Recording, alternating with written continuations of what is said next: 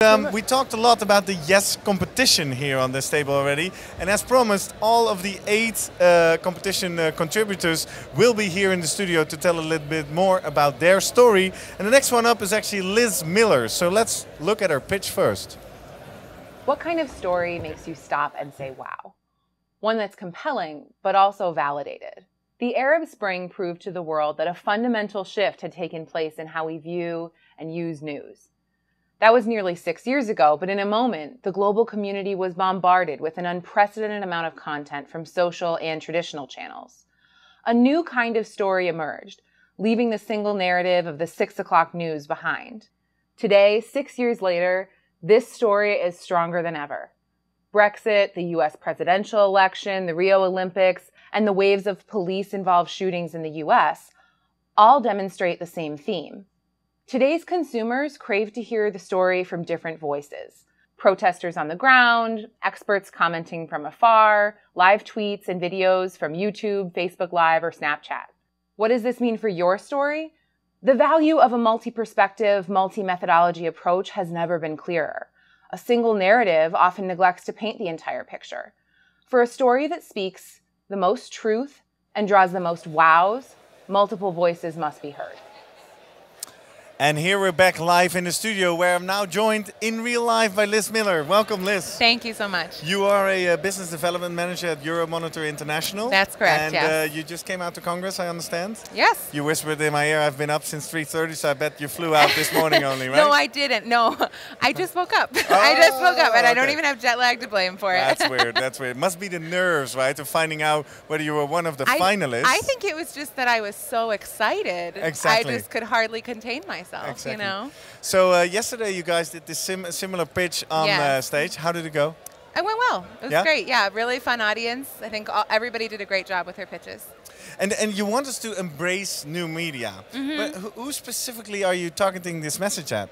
Well, you know, I mostly am working with media, entertainment, and social media clients. So I think the theme of my message is really that when you're trying to understand a complex group of people, which for many of my clients is the ever-elusive millennials, you have to look at how they consume and use media. You know, Euromonitor has some fairly traditional market research methodologies. We've been around for over 40 years. So my message to the clients is, you know, how can we really integrate multiple methodologies, the consumer surveys, the online bulletin boards, with some of these still very important components like, you know, industry research, just sizing the market, macroeconomic insights and socio-demographic information. Like, how can we really make these things sync together? And stack them up, basically, as Exactly, methodologies. exactly, and make them consistent. So, like, one of the things I share in my Pechakucha is that, you know, through some of the survey work that Euromonitor has done, we have found that, like, above all, American consumers want their food to be natural. That's the most important thing, like above price, above flavor, everything. They say they want their food to be natural. Yet, when we look at food behavior categories, and what they buy, and processed meats is like the fastest growing food category over the next 5 years, followed by cakes and pastries. Sure, you can have like a natural processed meat, but it doesn't seem to quite add up, right? So when you're looking at a complex research question and you're trying to pull in all of these different pieces, whether it's social media, consumer survey, macro insights, you're trying to understand a complex consumer and all of the different things that influence them and their loyalty and all of that. You have to make sure that you're putting those pieces together in a way that's consistent and complementary, not just kind of like taking random surveys and random industry information and mashing them together and saying like, well, that's a story. It won't be a story. Exactly. So it's all about validating the story. Exactly. Have you implemented this in your own work currently already? Oh, absolutely. And what are the results you see? You know, I think that it's about consistency, and again, validation is really a great word as well. We've done a huge project with Twitter, actually. This was one of the larger projects that I worked on this past year throughout the holiday shopping season.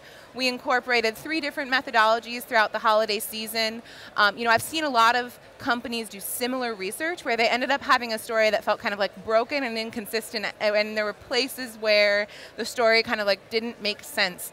They ended up with a result that was extremely compelling because they were using these 3 methodologies like in conjunction and not as separate projects that didn't speak to each other. But you're saying Twitter was the client here? Twitter was the client, Because yes. we talked earlier today of making this industry attractive, and we should make the big brands are sexy. So tell a little bit, if you can, disclose anything about that. What was their research question? What did you do for them? The research question came down to the holiday shopping experience. And so that for Twitter. How are they involved in that? They care because one of their largest advertising client sectors is retailers. Ah, okay. And so they want to show to those retailers that when you invest with Twitter in holiday advertising, it's a good investment, and that those advertisements can actually really impact consumer decisions.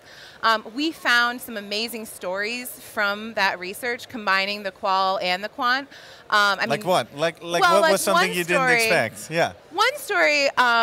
This was a person who, this is mostly from the qualitative online bulletin board, but like one thing that I didn't expect, this one shopper, we were following shoppers from like the pre-Black Friday, it's a huge thing in the U.S.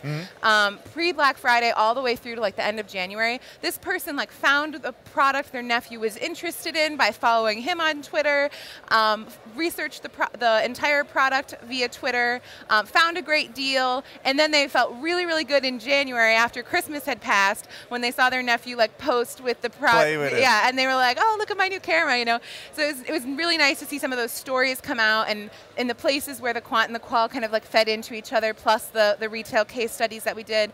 I think we were all really excited about the entire thing. It was just great results. Well, great story. Thank you very much. And I think it's also a great advertisement for young people considering going in the market research industry, that this is the type of stuff you could do, right? It's a fun world to be in, absolutely. Finally, what is it like to be here in New Orleans at ESMAR Congress? I mean, the Yes competition gave you a chance to go in? Yeah, it's been a real blast. I think market research people know how to have fun, and New Orleans is a great place to do it. So it's been like a great balance of learning and fun. Cool. Well, thanks very much for sharing your story. Thank you so much. And I hope you submit more Yes competition pitches, or maybe even a paper, so we see you back in Amsterdam next year. Thank you very much. It's been a pleasure. Enjoy. Thanks.